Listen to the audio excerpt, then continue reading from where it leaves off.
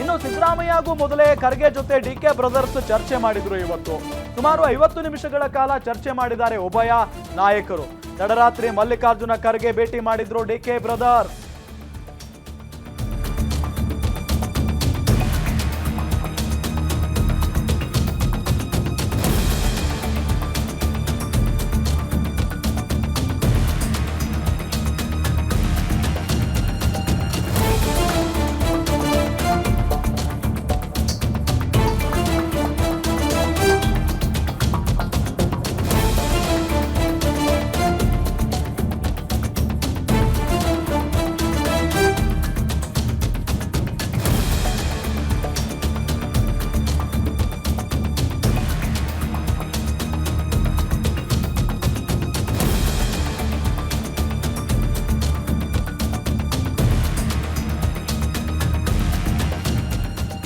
ಇದು ಇಂಟ್ರೆಸ್ಟಿಂಗ್ ವಿಚಾರ. ಯಾಕೆ ಅಂತ ಹೇಳಿದ್ರೆ ಸಿದ್ದರಾಮಯ್ಯನವರಿಗಿಂತ ಮೊದಲು ಡಿಕೆ ಬ್ರದರ್ಸ್ ಹೋಗಿ ಎಐಸಿಸಿ ಅಧ್ಯಕ್ಷರ ಜೊತೆಗೆ ಮೊದಲು ಮಾತುಕತೆ ನಡೆಸ್ತಾರೆ. ಸದ್ಯಕ್ಕೆ ಸಂಪುಟ ಪುನರ್ರಚನೆ ಬೇಡ ಅಂತ ಹೇಳಿ ರಿಕ್ವೆಸ್ಟ್ ಮಾಡಿದ್ದಾರೆ ಡಿಕೆ ಶಿವಕುಮಾರ್ ಅನ್ನೋದು ಗೊತ್ತಾಗ್ತಾ ಇರುವಂತ ಸಂಗತಿ. 2023ರಲ್ಲಿ ಕೊಟ್ಟ ಭರವಸೆಯಂತೆ ನನಗೆ ಅವಕಾಶ ಮಾಡಿಕೊಡಿ. ಸಿದ್ದರಾಮಯ್ಯ ಸಿಎಂ ಆಗಿ 2.5 ವರ್ಷ ಕಂಪ್ಲೀಟ್ ಆಗಿದೆ. 2 ಬಾರಿ ವಿಪಕ್ಷ ನಾಯಕ, 2 ಬಾರಿ ಸಿಎಂ ಕೂಡ ಆಗಿದ್ದಾರೆ ಸಿದ್ದರಾಮಯ್ಯನವರು. ಎಲ್ಲ ಅವಕಾಶಗಳು ಸಿದ್ದರಾಮಯ್ಯನವರಿಗೆ ಸಿಕ್ಕಾಗಿದೆ. ನನಗೆ ಈ ಬಾರಿಯೇ ಅವಕಾಶ ಕೊಡಿ ಅಂತ ಡಿಸಿಎಂ ಡಿಕೆ ಶಿವಕುಮಾರ್ ಅವರು ಮನವಿ ಮಾಡಿಕೊಂಡಿದ್ದಾರೆ ಅನ್ನೋದು ಗೊತ್ತಾಗ್ತಾ ಇರುವಂತ ಸಂಗತಿ. ಸುಮಾರು 50 ನಿಮಿಷಗಳ ಕಾಲ ಉಭಯ ನಾಯಕರು ಚರ್ಚೆಯನ್ನ ಮಾಡಿದ್ದಾರೆ. ನೋಡಿ, ಅಲ್ಲಿ ಫೋಟೋದಲ್ಲಿ ನಿಮಗೆ ತೋರಿಸ್ತಾ ಇದ್ದೀವಿ. ಮಲ್ಲಿಕಾರ್ಜುನ ಖರ್ಗೆ ಅವರ ಪಕ್ಕದಲ್ಲಿ ಕೂತಿದ್ದು ಡಿಕೆ ಶಿವಕುಮಾರ್, ಎದುರುಗಡೆ ಕೂತಿದ್ದು ಡಿಕೆ ಸುರೇಶ್ ಅವರು. ಇಬ್ರು ಬ್ರದರ್ಸ್ ಹೋಗಿದ್ದಾರೆ ಎಐಸಿಸಿ ಅಧ್ಯಕ್ಷರನ್ನ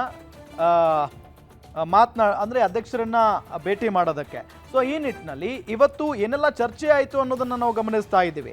ಸುಮಾರು 50 ನಿಮಿಷಗಳ ಕಾಲ ಮಾತುಕತೆ ನಡೆಸಿದ್ದಾರೆ, ಅದು ಕೂಡ ತಡರಾತ್ರಿ. ಇನ್ನು ಸದ್ಯಕ್ಕೆ ಅವರು ಬೇಡಿಕೆಯನ್ನು ಇಟ್ಟಿರೋದು ಸಂಪುಟ ಪುನಾರಚನೆ ಬೇಡ ಅಂತ ಹೇಳಿ.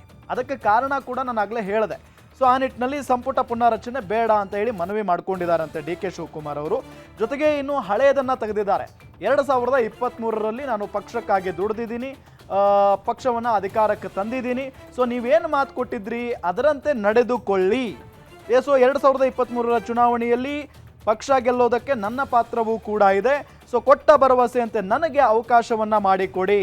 ಜೊತೆಗೆ ಹೇಳಿದಾರಂತೆ ಸಿದ್ದರಾಮಯ್ಯನವರು ಸಿಎಂ ಆಗಿ 2.5 ವರ್ಷ ಕಂಪ್ಲೀಟ್ ಆಗಿದೆ. ಮಾತನಾಡಿದಂತೆ ಕಂಪ್ಲೀಟ್ ಆಗಿದೆ 2.5 ವರ್ಷ.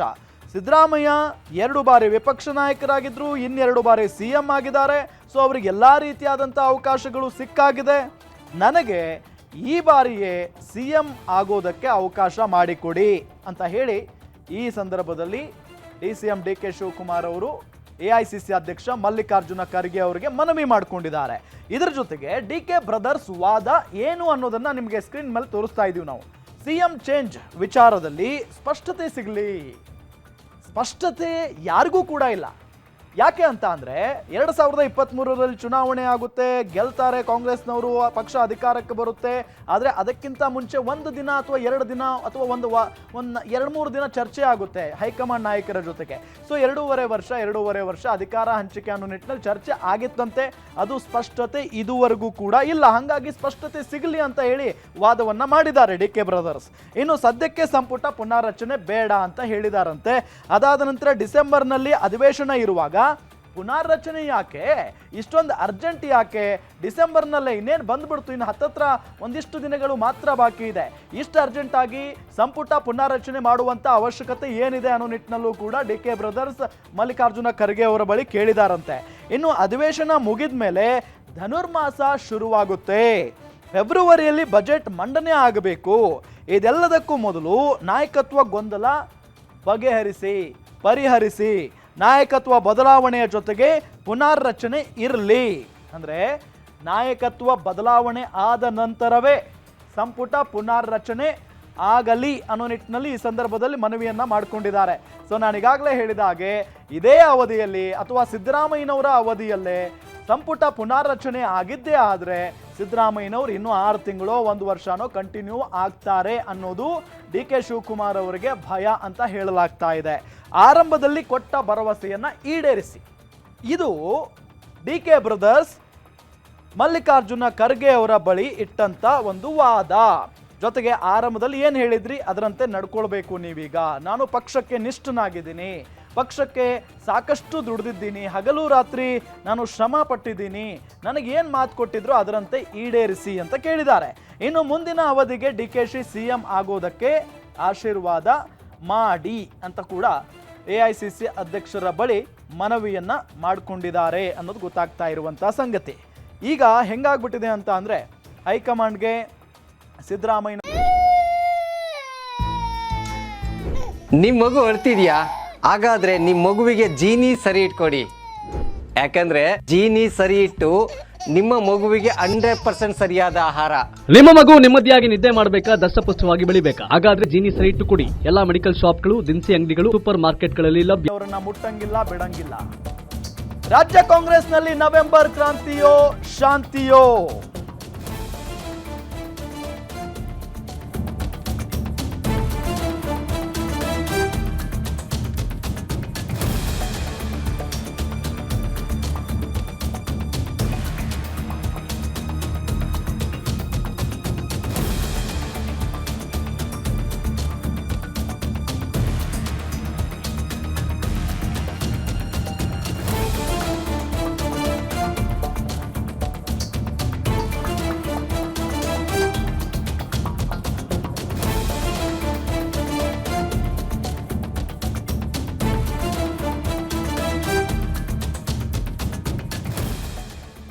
ರಾಜ್ಯ ಕಾಂಗ್ರೆಸ್ನಲ್ಲಿ ಕ್ರಾಂತಿ ಆಗಿಬಿಡುತ್ತೆ ಅನ್ನೋ ಒಂದು ನಿಟ್ಟಿನಲ್ಲಿ ಚರ್ಚೆ ಅಂತೂ ಇದ್ದೇ ಇದೆ.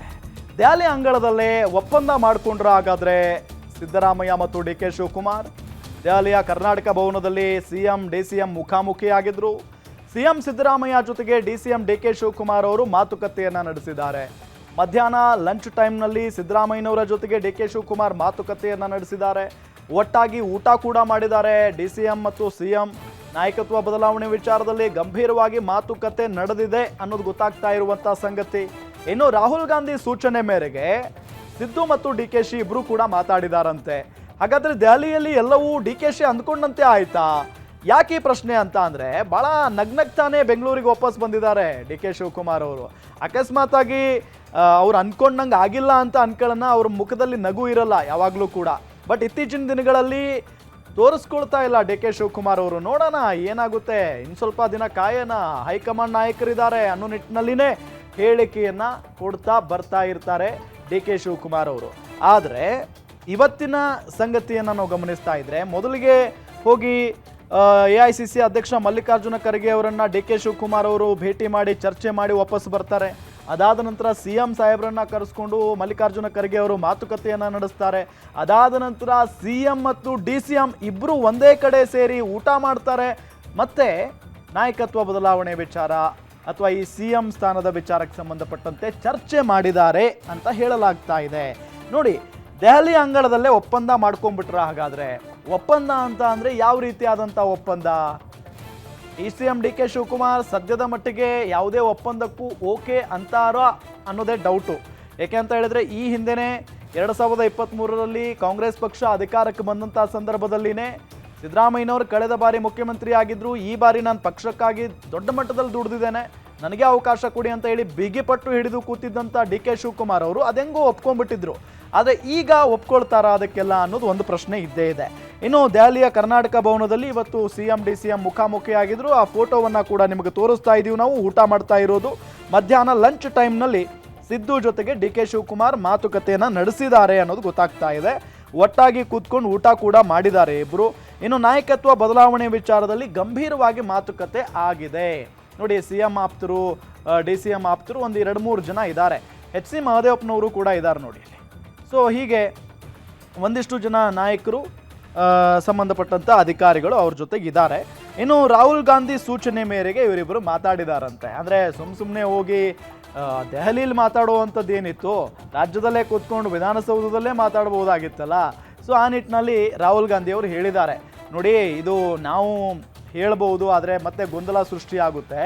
ಸೊ ಆ ನಿಟ್ಟಿನಲ್ಲಿ ನೀವೇ ಇಬ್ಬರು ಪ್ರಭಾವಿ ನಾಯಕರಿದ್ದೀರಾ, ಕೂತ್ಕೊಂಡು ಮಾತಾಡಿ ಅಂತ ರಾಹುಲ್ ಗಾಂಧಿ ಅವರು ಸೂಚನೆಯನ್ನು ಕೊಟ್ಟಿದ್ದಾರಂತೆ ಈ ಇಬ್ಬರು ನಾಯಕರಿಗೆ. ಹಾಗಾಗಿನೇ ಸಿದ್ದರಾಮಯ್ಯನವರು ಮತ್ತು DK ಶಿವಕುಮಾರ್ ಅವರು ಒಂದೇ ಕಡೆ ಕೂತ್ಕೊಂಡು ಈ ನಾಯಕತ್ವ ಬದಲಾವಣೆ ವಿಚಾರಕ್ಕೆ ಸಂಬಂಧಪಟ್ಟಂತೆ ಮಾತುಕತೆಯನ್ನು ನಡೆಸಿದ್ದಾರೆ. ಇನ್ನು ದೆಹಲಿಯಲ್ಲಿ ಎಲ್ಲವೂ ಕೂಡ ಡಿ ಕೆ ಶಿವಕುಮಾರ್ ಅಂದ್ಕೊಂಡಂತೆ ಆಯ್ತಾ ಅಂತ ಒಂದು ಪ್ರಶ್ನೆ ಬಂದರೆ ಗೊತ್ತಿಲ್ಲ, ಕ್ಲಾರಿಟಿ ಇಲ್ಲ. ಆದರೆ ಮೇ ಬಿ ಅವ್ರು ಅಂದ್ಕೊಂಡಂಗೆ ಏನಾದರೂ ನಡೀತಾ ಇರಬಹುದಾ ಅಂತ ಒಂದು ಪ್ರಶ್ನೆ ಇದ್ದರೆ ಇರಬಹುದು ಅಂತ ಹೇಳ್ಬೋದು. ಬಿಕಾಸ್ ಅವರು ನಗು ಮುಖದಲ್ಲಿ ಬೆಂಗಳೂರಿಗೆ ವಾಪಸ್ ಬಂದಿದ್ದಾರೆ. ಅಕಸ್ಮಾತಾಗಿ ಅವ್ರು ಏನು ಅಂದ್ಕೊಂಡಿದ್ರೋ ಅದಾಗಲಿಲ್ಲ ಅಂದರೆ may be D K she ಅವರು ಭಾಳ ಸಿಟ್ಟಿನಲ್ಲಿರ್ತಾ ಇದ್ರು. ಯಾಕೆಂತ ಹೇಳಿದರೆ ಅವರ ಕನಸದು ಸಿ ಎಮ್ ಆಗೋದು ಅವರ ಕನಸು. ಆ ನಿಟ್ಟಿನಲ್ಲಿ ಈ ಸಾರಿನೂ ಏನಾದರೂ ನಿರಾಸೆ ಆಗಿಬಿಟ್ಟಿದ್ರೆ ಡಿ ಕೆ ಶಿವಕುಮಾರ್ ರಿಯಾಕ್ಷನ್ ಬೇರೆ ಥರ ಇರ್ತಿತ್ತು ಅಂತ ಹೇಳಿ ನಾವು ಊಹೆ ಮಾಡ್ಕೊಳ್ಬಹುದು. ಸೊ ಅವ್ರು ನಗುಮುಖದಲ್ಲಿ ವಾಪಸ್ ಬೆಂಗಳೂರಿಗೆ ಬಂದಿದ್ದಾರೆ ಅಂತ ಅಂದರೆ ಎರಡು ಅರ್ಥದಲ್ಲಿ ಎರಡು ಮುಖಗಳು ಇರ್ತವೆ ಪ್ರತಿಯೊಬ್ಬರಿಗೂ ಕೂಡ. ಒಂದು ತೋರಿಸ್ಕೋಬೇಕು, ಒಂದು ತೋರಿಸ್ಕೋಬಾರದು. ನಗುವಿನಲ್ಲೇ ಎಲ್ಲವನ್ನು ಹೇಳೋದಕ್ಕೆ ಹೋಗಿರ್ತಾರೆ. ಬಟ್ ಡಿ ಕೆ ಶಿವಕುಮಾರ್ ಅವರು ಇವತ್ತು ನಗ್ತಾ ಬಂದಿದ್ದನ್ನು ನೋಡಿದರೆ ಮೇ ಬಿ ಅವ್ರು ಅಂದ್ಕೊಂಡಂಗೆ ಆಗಿರಬಹುದು ಅಂತ ಹೇಳಲಾಗ್ತಾ ಇದೆ. ಸೊ ಡಿ ಕೆ ಶಿವಕುಮಾರ್ ಏನು ಸಿ ಎಂ ಸಿದ್ದರಾಮಯ್ಯನವರು ಕೂಡ ಅಷ್ಟೇ ಕೂಲ್ ಆಗಿದ್ದಾರಂತೆ. ಸೊ ಆ ನಿಟ್ಟಿನಲ್ಲಿ ಏನು ನಡೀತಾ ಇದೆ ಅನ್ನೋದು ಈಗಿರುವಂಥ ಪ್ರಶ್ನೆ. ಪ್ರತಿಯೊಬ್ಬರು ಕೂಡ ಲೆಕ್ಕಾಚಾರ ಆಗ್ತಾ ಇದ್ದಾರೆ, ಏನಾಗಬಹುದು, ಏನಾಗಿರಬಹುದು, ಏನು ನಡೀತಾ ಇದೆ ಕಾಂಗ್ರೆಸ್ನ ವಲಯದಲ್ಲಿ. ಏಕೆ ಅಂತ ಹೇಳಿದರೆ ಡಿ ಕೆ ಶಿವಕುಮಾರ್ ಯಾಕೋ ಬಿಡಂಗೆ ಕಾಣಿಸ್ತಾ ಇಲ್ಲ. ಇತ್ತ ಸಿದ್ದರಾಮಯ್ಯನವರು ಕೂಡ ಇದೇ ನನ್ನ ಇದೇ ಒಂದು ಕೊನೆ ಆಡಳಿತಾವಧಿ. ಸೊ ಈ ನಿಟ್ಟಿನಲ್ಲಿ ನಾನು ಮುಂದಿನ ಚುನಾವಣೆಗೂ ಕೂಡ ನಿಲ್ಲೋದಿಲ್ಲ. ಸೊ ಹಾಗಾಗಿ ನಾನು ಪರಿಪೂರ್ಣ ಆಡಳಿತವನ್ನು ನಡೆಸ್ತೀನಿ ಅಂತ ಹೇಳಿ ತಮ್ಮ ಆಪ್ತರ ಬಳಿ ಹೇಳ್ಕೊಂಡಿದ್ದಾರಂತೆ.